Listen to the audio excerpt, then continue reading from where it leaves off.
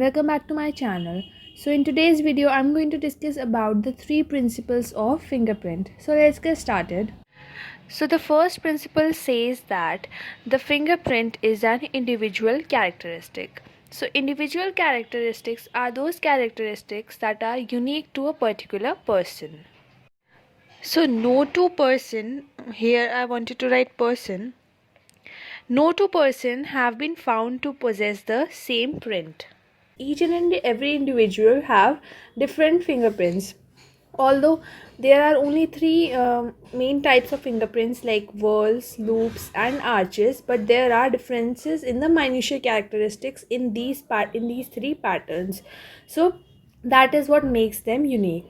The chances of identical fingerprints are 1 in 64 trillion. So you can see for yourself how rare it is going to be to have two people having the same fingerprint. Even identical twins have different fingerprints. Now we know that identical twins, they share same DNA, but even the identical twins, they do not share a same fingerprint. They have different fingerprints. Like for example, if you talk about the right thumb of one twin number 1, and if we talk about the right thumb of twin number 2, then the pattern in both these twins is going to be the same. It can either be whorl, or it can be a loop, or it can be an arch. Let's say that it is a whorl, right? So in twins, both the thumbs, both the right, in both the twins, the right thumb is going to be a whorl only. But the difference is going to be in the minutiae. The minutiae in these whorls are going to be different. The ridge characteristics are going to be different. So that is what is going to make the two identical twins fingerprints unique. Like for example, in this photograph, both the pictures are of loop, right? Loop looks like this. So both the fingerprints are loop, but they are still not same. Even being two loop pattern, the fingerprint is not same because the ridge characteristics are different. Principle number 2 says that a fingerprint will remain unchanged throughout a person's life. So once they are formed, first of all, this is an important point. You need to know when the fingerprint formation starts in the intrauterine life or pregnancy.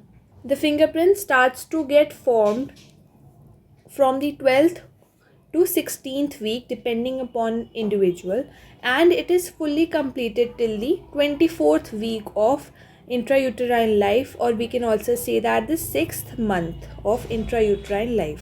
And once they are formed, they remain same throughout the life of the person.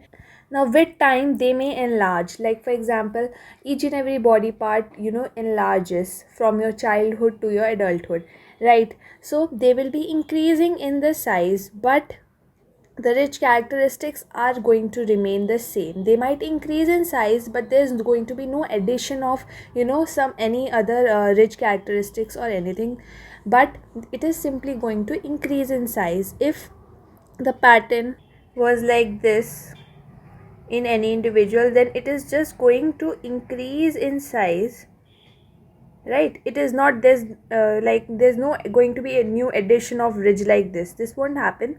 It will simply increase in size. This characteristics is most significant. This makes the fingerprints unique, because it doesn't change throughout the life. So if it is remaining same, then it is good for comparison purposes. Even if the fingerprints are, or the tips of the fingers are damaged somehow, they regrow themselves, right? So that is also a good point, but the injury needs to be less than 0.6 mm. The depth of the injuries should be less than 0.6 mm. If it is more than 0.1 to 2 mm, then the fingerprints won't be formed again. The third principle says that a fingerprint have general rich patterns that permits them to be classified, right? So there are different patterns present in fingerprints that helps us classify them. Like for example, there are so many types of fingerprints. Like there we have mainly arches, whorls, and loops, and there we have their sub classification like plain arch, tented arch. Arches are of two type: plain arch, tented arch. Then loops, Allen loop, radial loop, then whirl, plain whirl, center pocket loop, loop, double loop whirl, accidental whirl. So we have so many varieties of fingerprints. I have discussed all of these in detail in the classification of fingerprint video. I have provided the link in the description box. If you want to go, you can see them.